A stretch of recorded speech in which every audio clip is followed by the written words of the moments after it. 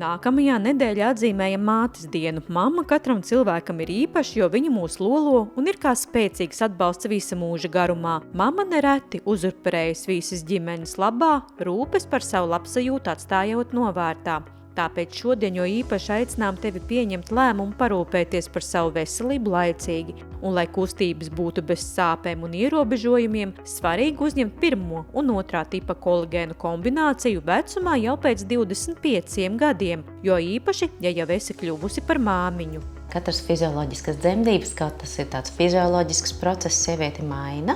Un ja arī, piemēram, sievietē nav gadījies, tikt pie bērniņa līdz šim brīdim, ja, arī viņas organismus vienkārši fizioloģiski noveco. Ir konkrēti procesi, kas līdz tiem 20 gadiem viņi ir plaukumā, un pēc tam viņi vienkārši lēnām samazinās. Kolagēns ir svarīgākais proteīns cilvēku organismā, kas veido 25 līdz 35% no cilvēkā esošajām olbaltumvielām. Kolagēns lielā daudzumā ir atrodams ādā, nagos, skrimšļos un kaulos. Vecumā pēc 25 gadiem tā dabiskā izstrādāšanās organismā sāk strauji samazināties. Tas ir saistīts ar to, ka ir iestājies tāds novecošanās process, mainās hormonu līmenis organismā, sieviete kļūst nobriedušāki un līdz ar to C vitamīns arī mums kļūst organismā nedaudz mazāk, kas to kolagēna sintēzi nedaudz samazina.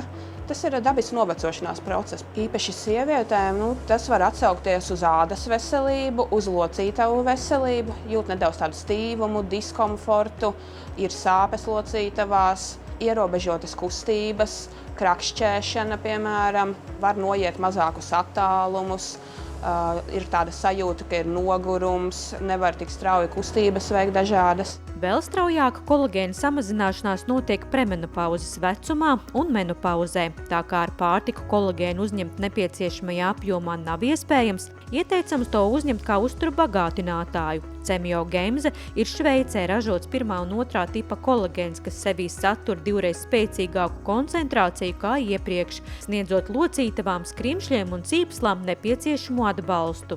Tāpēc ir svarīgi tātad visai šai specifiskai saistaudu uzbūvei, savienojamībai un efektivitātei tas kolagēns ir ļoti svarīgs, lai mēs varētu turpināt normāli funkcionēt un lēnāk novecot. Cemiogemze sastāvā esošais otrā tipa kolagēns ir spēcīgs atbalsts cīņā pret locītavu nolietošanos un osteoartrītu.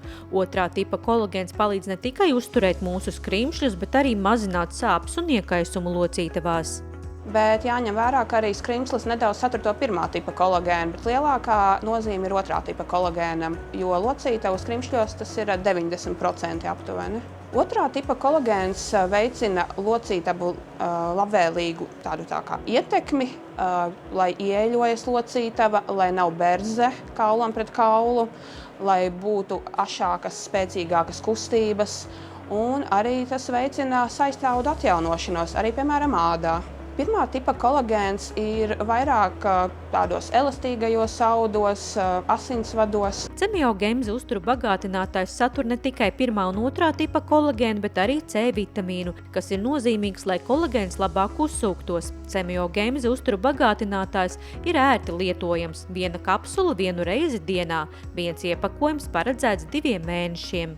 Tas kursiņš ir 3–5 mēneši, tad mēs taisam pauzīti un atkal atkārtojam pēc kādiem 3 mēnešiem.